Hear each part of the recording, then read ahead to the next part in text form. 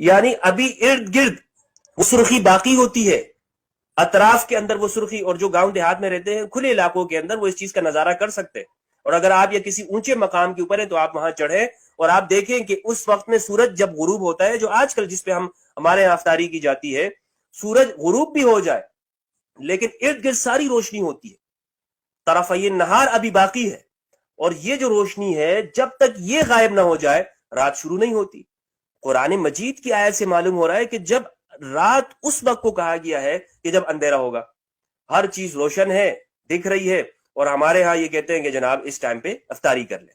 اب اس صورت کے اندر جو آج تو اس پہ امت مسلمہ کا ایک بڑا طبقہ اس پر عمل کر رہا ہے، صحیح عمل کیا ہے؟ صحیح عمل یہ ہے کہ ہمارے ہاں جو یہ اذانیں دی جاتی ہیں، اس میں آپ دیکھیں کہ جو کچھ اہل حدیث حضرات وہ رمضان میں اس کو اور جلدی کر دیتے ہیں، اور جلدی کہ اس آیت کے اوپر عمل ہو جائے، لوگوں کے روزے خراب کرتے ہیں. اور لوگ بس یہ اذان سنی، جناب اذان ہوئی اور فوراً کھجور منہ میں اور پانی. تو یہ طریقہ صحیح نہیں ہے. انتظار کریں کہ رات داخل ہو جائے.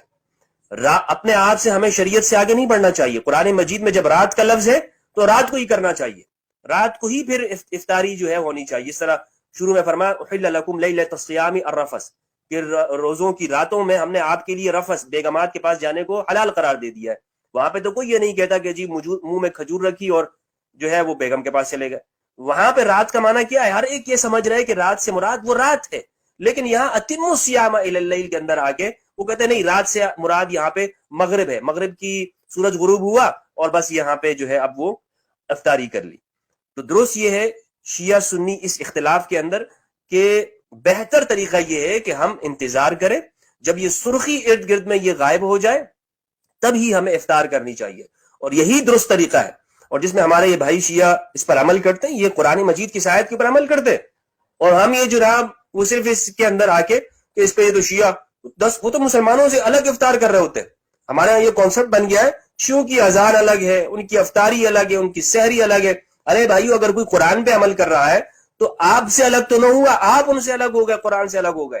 آپ کو قرآن مجید سمجھنا چاہیے تھا، لیکن آپ نے اپنی انا کا مسئلہ بنا لیا کہ نہیں اب وہ کرتے ہیں تو ہم نے تو قرآن پہ عمل نہیں کرنا، ہم کیسے قرآن پہ عمل کریں.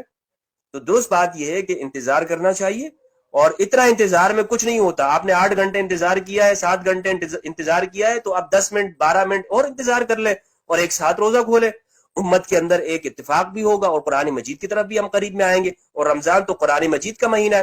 اس میں غور کیجئے کہ جو آیات میں نے آپ کے سامنے پڑھی ہیں کہ رات کسے کہا گیا ہے، تو شام کا وقت ہوتا ہے مغرب.